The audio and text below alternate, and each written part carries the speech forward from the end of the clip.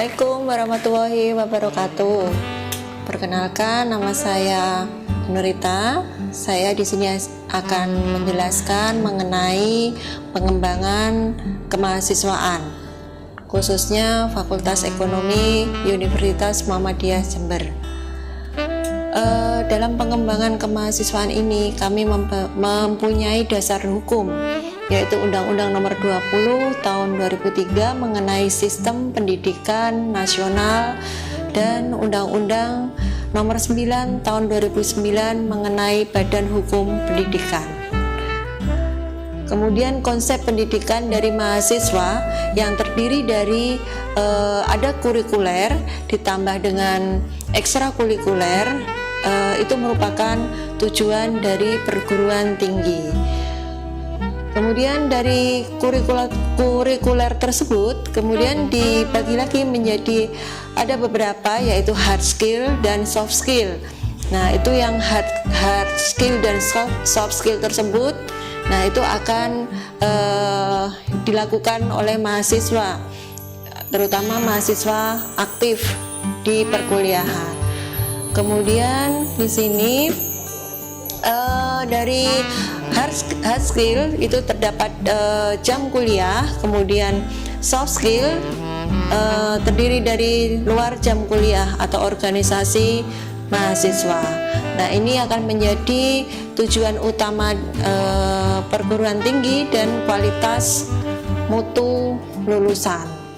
Nah, kegiatan mahasiswa di Fakultas Ekonomi khususnya di Universitas Muhammadiyah Jember meliputi kegiatan kurikuler, adalah kegiatan akademik yang meliputi kuliah, pertemuan kelompok kecil yang terdiri dari seminar, diskusi, dan responsi, bimbingan penelitian, praktikum, tugas mandiri, belajar mandiri, penelitian, kemudian belajar mandiri, penelitian, dan pengabdian masyarakat khususnya. Kemudian kegiatan ekstrakurikuler yang terdiri dari kegiatan kemahasiswaan yang meliputi penalaran dan keilmuan, minat dan kegemaran, upaya perbaikan kesejahteraan mahasiswa, dan bakti sosial bagi masyarakat. Organisasi kemahasiswaan internal di Fakultas Ekonomi adalah ada beberapa organisasi, diantaranya IMM Akademos, BEM FE, kemudian ada Himajemen, ada Himatansi, dan kelompok studi. Kelompok studi di sini terdiri dari kelompok studi perbankan, kelompok studi perpajakan, kelompok studi kewirausahaan, kelompok studi bisnis digital, ada paduan suara, dan ada juga Pokja PKM. Kemudian produk pendidikan dari Fakultas Ekonomi ini ada hard skill, yang dimaksud dengan hard skill adalah penguasaan ilmu pengetahuan, teknologi, dan keterampilan teknis yang berhubungan dengan bidang ilmunya. Sedangkan soft skill adalah keterampilan seseorang dalam berhubungan dengan orang lain, termasuk dengan dirinya sendiri. Semua profesi membutuhkan keahlian hard skill tertentu, akan tetapi semua profesi memerlukan soft skill untuk mencapai kesuksesan. Nah, program kemahasiswaan ini ada beberapa, yaitu nasional, regional atau wilayah, dan institusi. Di Fakultas Ekonomi ada organisasi tingkat perguruan tinggi, fakultas, jurusan atau program studi, dan organisasi intern kampus sejenis lainnya. Nah, di sini ada Kemendikbud mengenai pedoman organisasi kemahasiswaan di perguruan tinggi. Ada beberapa pasal. Pasal 1 mengenai organisasi kemahasiswaan intra perguruan tinggi, dan pasal 2 organisasi kemahasiswaan di perguruan tinggi yang diselenggarakan berdasarkan prinsip dari dan oleh mahasiswa dengan memberikan peranan dan keleluasaan lebih besar kepada mahasiswa.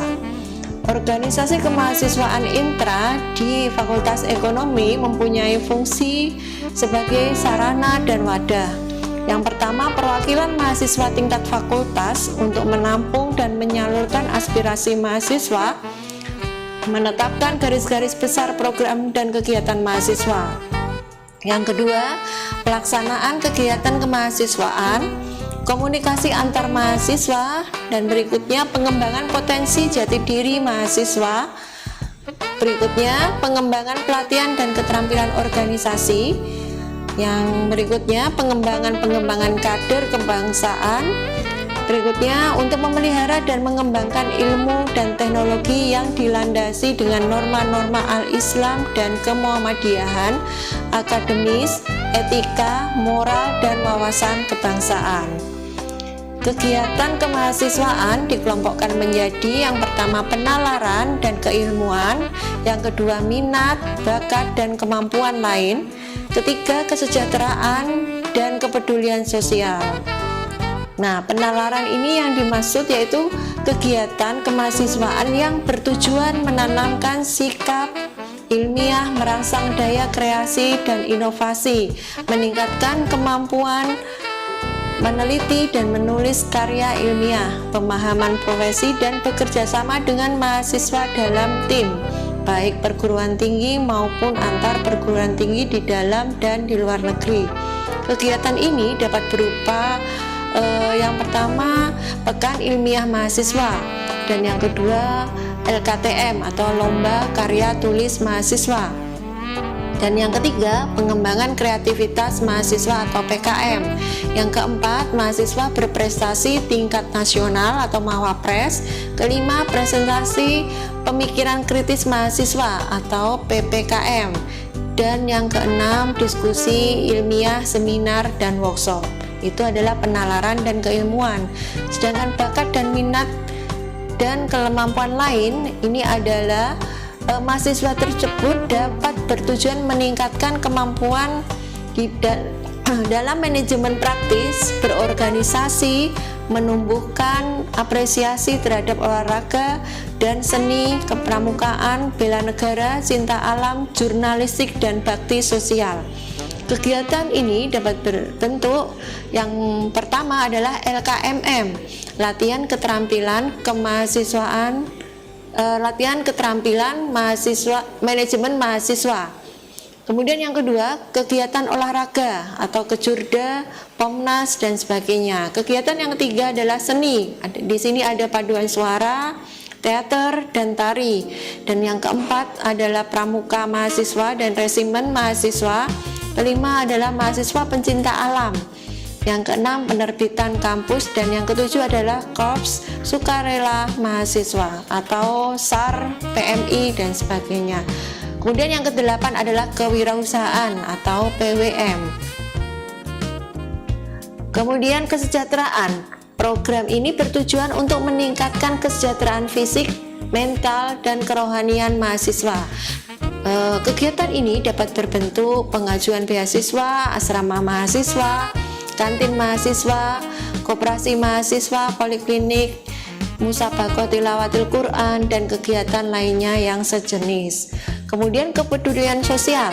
Program ini bertujuan untuk meningkatkan pengabdian pada masyarakat, menanamkan rasa persatuan dan kesatuan bangsa, menumbuhkan kecintaan tanah air dan lingkungan.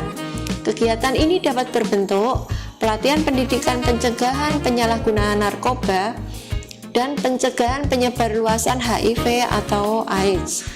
Yang kedua, pengembangan desa binaan, dan yang ketiga, dialog kemahasiswaan, dan yang keempat adalah kegiatan yang lainnya.